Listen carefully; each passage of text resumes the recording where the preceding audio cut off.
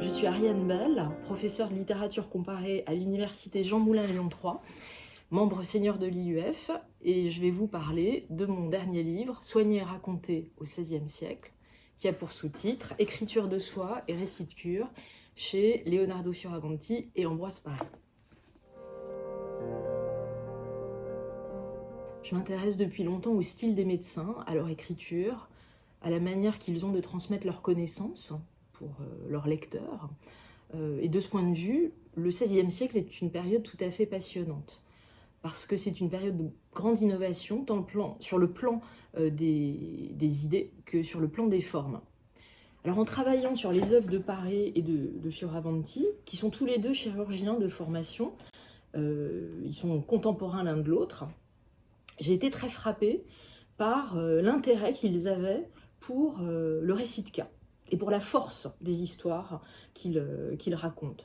Ce sont des récits dans lesquels ils rapportent, alors l'un en français, l'autre en italien, des cures qu'ils ont accomplies, soit à la ville pour Fioravanti, soit dans le cadre de campagnes militaires pour Ambroise Paré. Et ce qui est spécifique, c'est que ces récits de cures qu'ils rassemblent dans des séries imprimées, pour témoigner de leur expérience de clinicien et de leur expérience de thérapeute, ils ne les rassemblent pas dans des sortes de compilations comme le font beaucoup de médecins de leur temps, ils le font à travers un récit de carrière, autrement dit, dans un récit de type autobiographique. Et c'est vraiment cette manière très originale qu'ils ont l'un et l'autre d'articuler le récit des mots des autres à un récit de soi qui m'a intéressée. En écrivant ce livre, je me demandais ce qui pourrait parler encore aux lecteurs d'aujourd'hui. Et il me semble que c'est d'abord la vie quotidienne que réfractent ces textes, la question très concrète des soins que prodiguent ces deux chirurgiens à leurs patients, qui pourra intéresser le lecteur d'aujourd'hui. Ce sont des soins qui peuvent nous étonner, nous effrayer parfois aussi, mais plus fondamentalement, je crois que c'est ce qui parle à notre époque contemporaine, c'est la question de la relation de soins, du soin, de la relation entre les thérapeutes et leurs patients, des patients qui viennent d'horizons extrêmement variés. Avec Fioravanti, on entre vraiment dans les maisons de gens, d'hommes et de femmes qui peuvent être artisans, soldats, marins, ouvriers typographes. On va de la Sicile à Naples, puis Rome, puis Venise, où il s'établit en 1558. Il y a vraiment un plaisir de la découverte de la vie quotidienne. Et on est aussi assez frappé par la relation amicale qu'il a avec ses patients.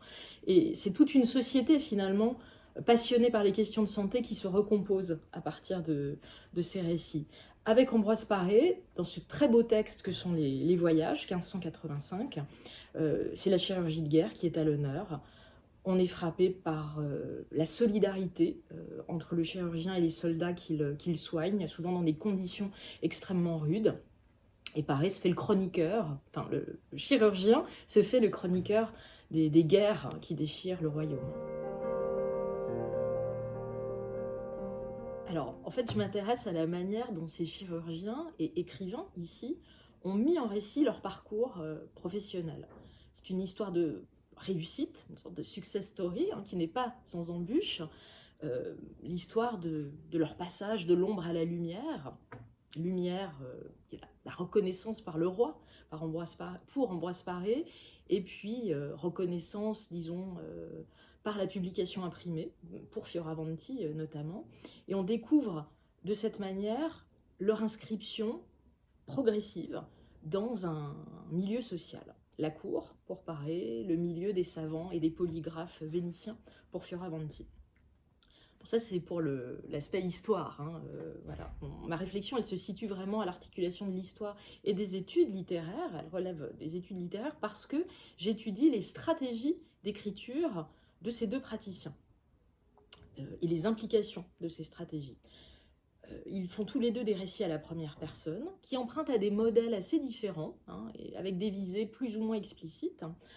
Paré comme Fioravanti témoignent globalement de cet essor du récit en première personne qu'on observe à l'époque moderne, dans d'autres productions littéraires, dans des fictions notamment.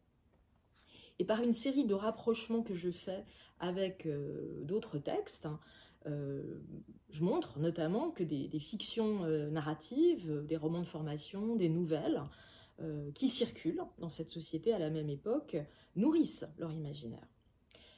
Alors, ces deux chirurgiens, pareil Fioravanti, ils ont des postures éthiques très différentes. Ils exemplifient de manière, de tactiques narratives aussi, très bien distinctes, avec des buts politiques, économiques et esthétiques qui sont bien différents. Et mon idée est de montrer par quelle voie ils ont emprunté pour convaincre et toucher leurs lecteurs.